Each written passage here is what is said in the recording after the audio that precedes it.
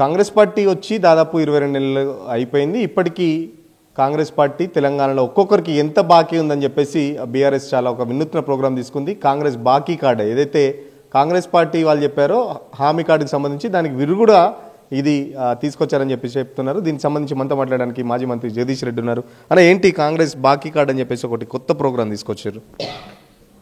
కాంగ్రెస్ ఏదైతే ఎన్నికల ముందు మేనిఫెస్టో ఇస్తూ మేనిఫెస్టోతో పాటు గ్యారంటీ కార్డు అని చెప్పి ఒక కార్డు ఇచ్చింది.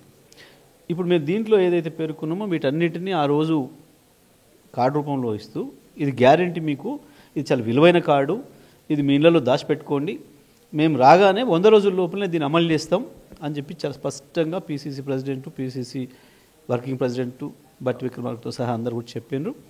దీన్ని వాళ్ళ నాయకుడు రాహుల్ గాంధీని, సోనియా గాంధీని కూడా తీసుకొచ్చి వాళ్ళతో ఎండార్స్ చేయించారు. రాహుల్ గాంధీ గారు కూడా మా ఫస్ట్ క్యాబినెట్లోనే దీన్ని కానూన్ చేసేస్తారు అని చెప్పి కూడా ఆయన స్పష్టంగా చెప్పిండు. ఇంత స్పష్టంగా చెప్పి 22 నెలలు గడుస్తుంది, ఇప్పటి వరకు కూడా దీంట్లో ఒక్కదాన్ని కూడా అమలు చేయలేదు. అన్ని వర్గాల ప్రజల్ని మోసం చేసిండ్రు.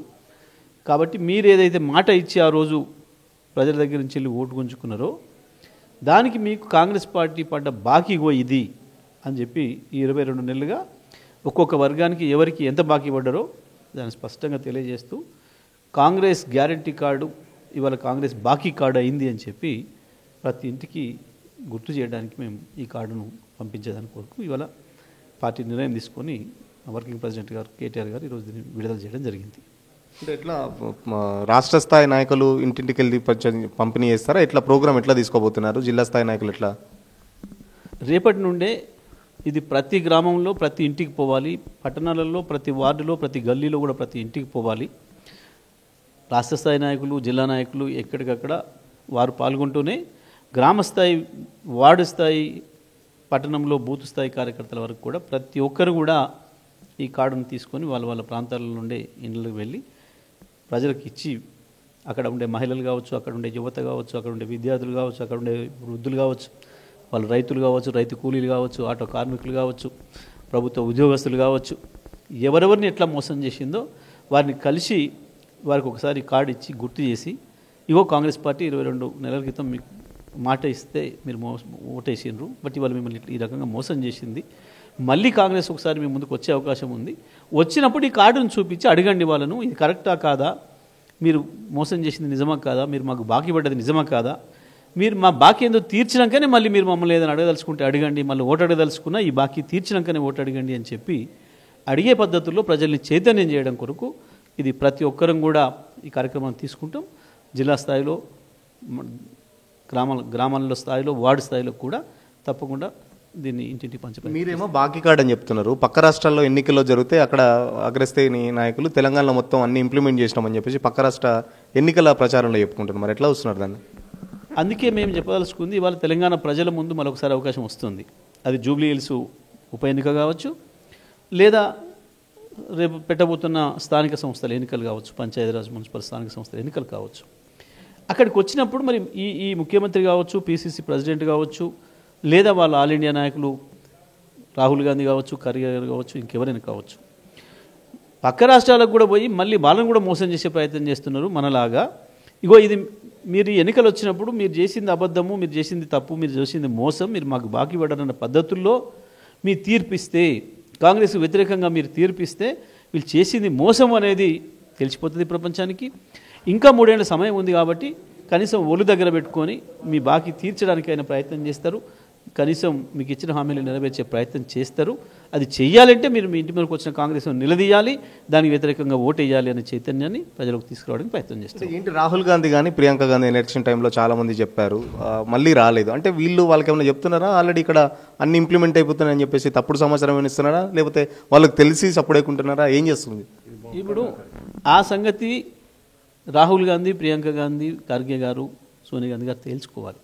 అసలు ఏం జరుగుతుంది తెలంగాణలో, మనం ఇచ్చిన హామీలేంది, ఇప్పటికి ఏం అమలు చేసిండు, అసలు ప్రజలు ఏమనుకుంటున్నారు మన మీద అనే విషయాలు తెలుసుకోవాలంటే తప్పకుండా ఎన్నికలే ప్రధానమైనవి, ప్రజలే చెప్పాలి. ఇప్పుడు ఇంతమంది ప్రజలు ఎన్నిసార్లు అనుకుంటున్నారు, ఆఖరికి కేసీఆర్ ఇచ్చినవి కూడా ఇవ్వలేకపోతున్నాడు, కేసీఆర్ ఇచ్చిన 24 గంటల కరెంటును చక్కగా ఇవ్వలేకపోతున్నాడు, కేసీఆర్ ఇచ్చిన ఇంటికి ఇచ్చిన మంచిలను ఇవ్వలేకపోతున్నాడు, కేసీఆర్ పెట్టిన హాస్పిటల్లో వైద్యం సరిగా చేయలేకపోతున్నాడు, కేసీఆర్ బ్రహ్మాండమైన రెసిడెన్షియల్ పాఠశాలలు పెట్టి అద్భుతంగా పిల్లల్ని చదివిస్తే ఇవాళ ఇప్పటికి 100 మంది పైగా పిల్లల్ని చంపేసిండు.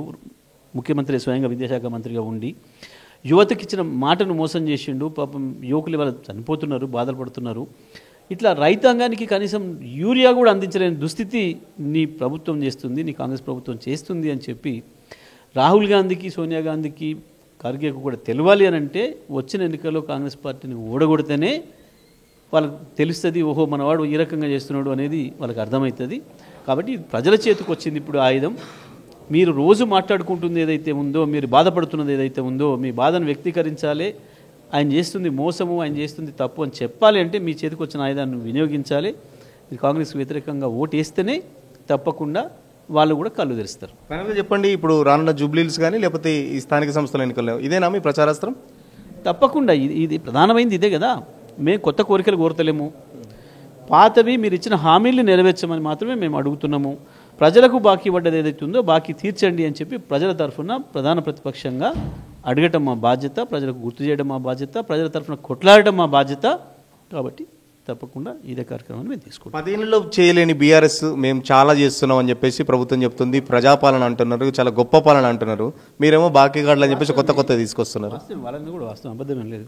మేము 10 ఏళ్ళలో చేయండి, మంది ఇండ్లు గులగొట్టే పని వాళ్ళే చేయగలుగుతున్నారు, ప్రజల్ని జైలు పెట్టే పని వాళ్ళే చేయగలుగుతున్నారు, యూరియా చక్కగా ఇస్తుంటే ఎగ్గొట్టే పని వాళ్ళే చేయగలుగుతున్నారు, ఇంటింటికి మేము మంచి నీళ్ళు ఇస్తే ఎగ్గొట్టే పని వాళ్ళే చేయగలుగుతున్నారు, 24 గంటలు మేము కరెంట్ ఇస్తే తీసి పడేసే పని వాళ్ళే చేస్తున్నారు.